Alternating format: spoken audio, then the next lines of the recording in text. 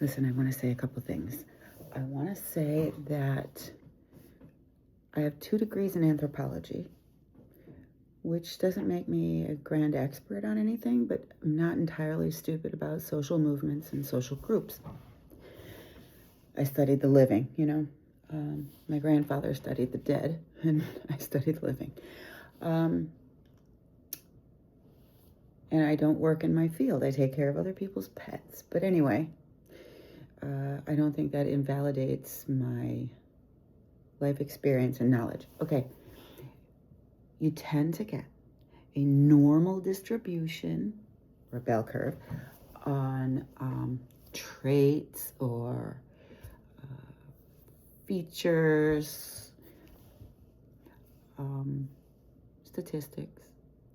When you have a sample size of 30 or more, 31 I think is probably where people really go, is 31. So in any large group, you're going to have a normal distribution of variables, normal distribution of stuff. And you get a lot more of a normal distribution if you had 30,000. Yeah? Yeah, that's how it goes. You get a sample size that's huge, and you get, a couple of standard deviations out, and you see all the stuff, especially with human beings. Okay, especially with humans. In my Buddhist organization, there are, I don't know if we have great numbers since the pandemic.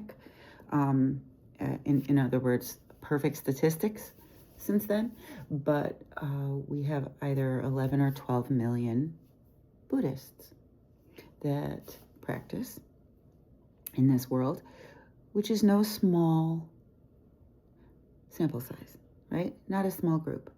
What I'm suggesting is that you're going to find a normal distribution of every single human thing in there. We have narcissists. We have disabilities. We have rich and poor. So that's the baseline I'm coming from. And the absolutely logical leap I'm taking from there is to expect a congregation to be a better cut of human beings, a superior group of people, is fairy tale. It's fantasy. Give me a break.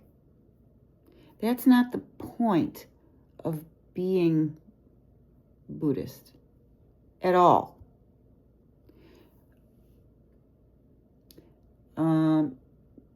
I will say that Buddhists don't have a leg to stand on if they want to discriminate against you for whatever you are. We don't have a leg to stand on if we're going to,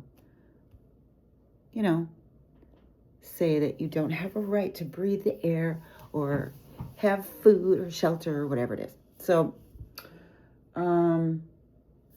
I find that to be refreshing. I find it refreshing that we work on ourselves first, but I'm not going to sit here and agree that we're better, because that's really against my religion, frankly. We're not better. We are all human beings. You're a Buddha, and I'm a Buddha, which means you have this shining, tremendous potential in your life that I can neither give to you, sell to you, or steal from you. And so do I. And it can't be stolen or destroyed.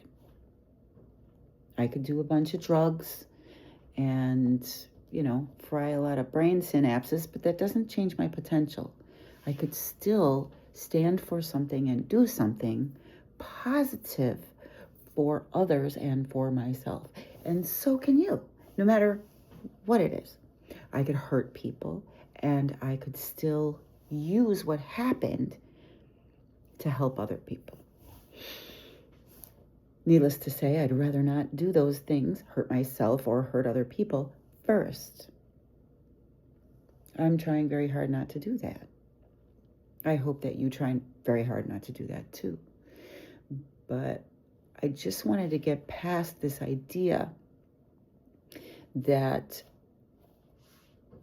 a philosophy, while it might be superior to other philosophies, and I am not getting into that argument right here, it doesn't mean that the congregation of people is a superior congregation of people. And if you are starting to think that or relying on that, and you're like, I don't like those people, then, it's super not the point. This is a practice that I find works because it's based on a philosophy that I couldn't drive a hole through, even though I had an education. So, yeah, we're really all in this together. And if a Buddhist does not believe in that and wants to check out of society and run away, they're not doing it right. I'm sorry. But yes, we do all get to take care of ourselves. I won't deny you that. Take care of yourself. I beg of you, take care of yourself. Peace, friends. I love you.